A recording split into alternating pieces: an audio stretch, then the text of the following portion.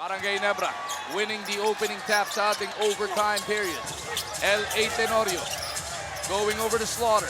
Back to L.A. Kim tatanggap ng bola. He missed a shot late in regulation. What will he do now? Kim on the move to Slaughter. The 14-footer. Mintis. Rebound para kay Famous.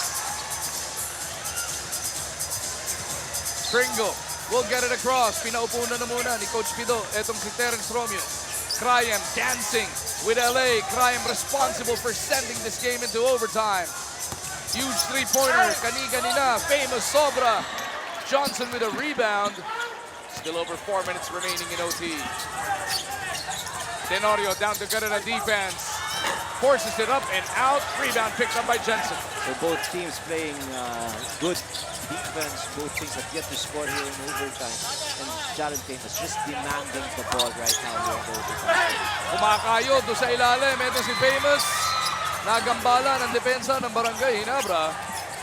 Tenorio will get it across. As Coach RG mentioned, wala pa nakakabutas sa ating extension. Tenorio to Kim. Attacking that baseline. Feeding Chavez. Puta tayo namin kay Famous. Graham pushing it the other way. Pringle in front of him. Semerad to Graham. Tenorio guarding that line. And that's a walk. Oh, come on, ref. Famous from the outside. Puro board ng tinaman. The referee missed that move. Buti na lang, hindi pumasok kung ikaw ang Ginebra. Kim kontra Pringle. Bibigyan ng pick ni Chavez. Kim has Jensen switching over. They swing it around to LA. 7 to shoot for the guys in red. Kim, top of the key. Over Pringle. Attacking the lane.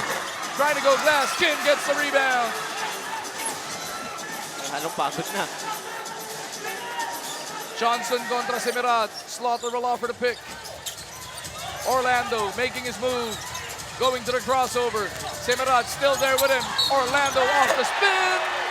Will shoot to the line for 2 shots. Natawagan ng foul si Semerad. At si Johnson, alam niya na, nasa kanya na ang bola. Hindi na siya pumapasa. And I think that is what an import is supposed to be when the game is on the line. Just really find ways to get that ball and score and get out of the way. Riza na balita. Magu si Dorian Peña, very vocal then in their last huddle. Ang sabi nga niya, don't hang your heads, we are so good. I asked him if he would return in the game. Ang sabi niya, I am ready. And when he does, he will do what he does best, and that's play defense. Magu. Thank you, Ms. Riza. Right now, Coach Frankie Lim is going with Brett Slaughter. But as you've been mentioning, kay Dorian Peña, pinaka nahirapan. Etong si Famous. That's why he got a lot of minutes tonight. Pero right now, baka pagod na rin. Kaya si Slaughter muna ang susubukan. Pero napakalaking minutes naman yun ni Johnson. 2 free throws na naman ang hindi niya naipasok. Kanina, 2 split, ano? Ayun, 2 mintis na. As Pringle misses, Famous wala pa rin. Romeo is there to finally score the first 2 points of OT. There's so many chances for GlobalPort. Orlando in the front court, finishes with a left. It's just willpower right now for Ginebra. You can just see them, especially Johnson. He's huffing and puffing, but he knows the implication of this ball game. Barangay Ginebra 2-4, GlobalPort 4-2. Both squads leaving everything they have on the floor. Pringle turns it over. The Soul Train is fouled by Crayem. Sol Mercado trying to push the action para dito sa Barangay. Sideline inbound lang to para sa Ginebra. Hindi pa nakakashoot si Sol Mercado rito. Kinakailangan na maski paano makatulong siya. He should be a threat of offense to free up the other 4 guys he's playing with. Mercado playing against Crayem. They go to Kim down the middle, puts it up. No! Rebound, Famous taps it over, papunta kay Romeo. Terrence with a chance to reclaim the lead para sa GlobalPort. Romeo on the attack. Dancing with Kim. 10 segundos sa kanyang shot clock. Romeo goes up. Niluwa ng ring.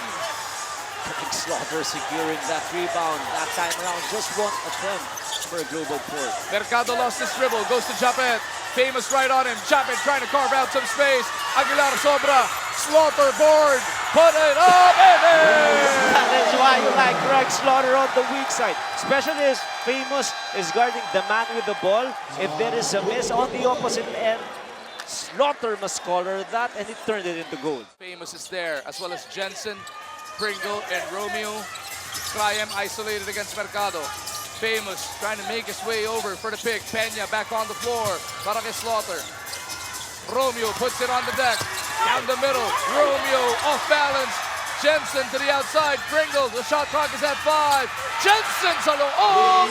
And we are tied at 105. Just fantastic extra passes there for GlobalPort. They were not really looking for the respective shots. In fact, when they're in trouble, they will look for an open teammate.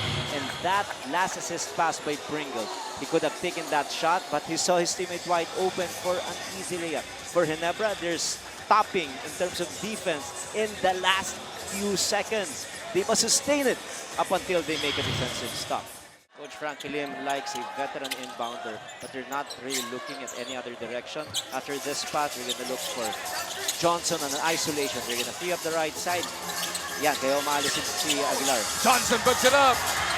Put back is good para kay Grigzilla. Well-run play for Coach Frankie Lim because the other side was open for the penetration, and there, he had offensive rebounders in the person of Greg Slaughter. No timeout, so hindi makapagpadala ng defensive unit ng Ginebra. Pringle goes to the crossover, out to Jensen. Crayem, same spot. Oh! Omar Crayem with another huge three-pointer.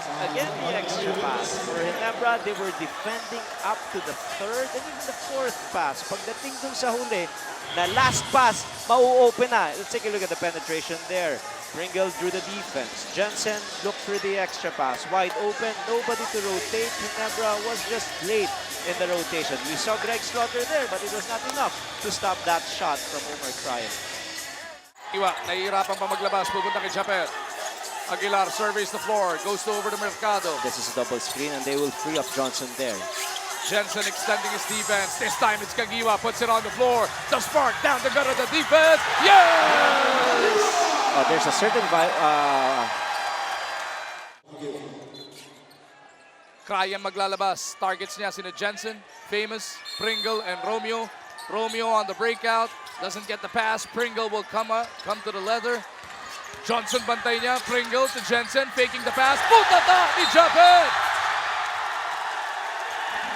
But there was a foul. Okay, that was one particular juncture when I thought it was necessary for Jensen to give that extra pass.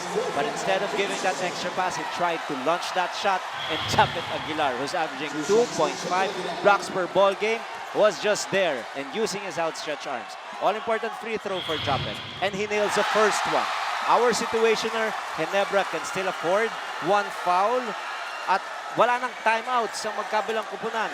So ito, mabibigyan na naman sila ng tsansa itong GlobalPort depending on this free throw. GlobalPort will have to go to length of the floor to try and come up with a 3 with 5.9 seconds to Now, go. do you foul? Romeo down the middle, and Kim will give up the last foul to give ng Barangay Ginebra. That was what we were expecting at the end of regulation, and they have another chance ditong Barangay Ginebra. Hindi pa penalty. Ngayon pa lang babasok sa penalty Ginebra. Do you foul now with 4 seconds to go? The answer is still yes. You don't want another strong heave at the basket where it takes just one miracle shot to send the game into overtime. Pringle ang maglalabas. Crayem trying to break free. As soon as the ball gets inbound, Oh, Famous you foul right tatanggap. away. Famous for the tie. No! And Barangay Ginebra will survive. They pick up their third win. 111-108 ang ating final. just a great reprieve here for Barangay Ginebra. They did not make the right decision at the end of regulation, but they simply got their heads really above water here with this massive victory. A huge one before they go up against Pure Foods on Sunday.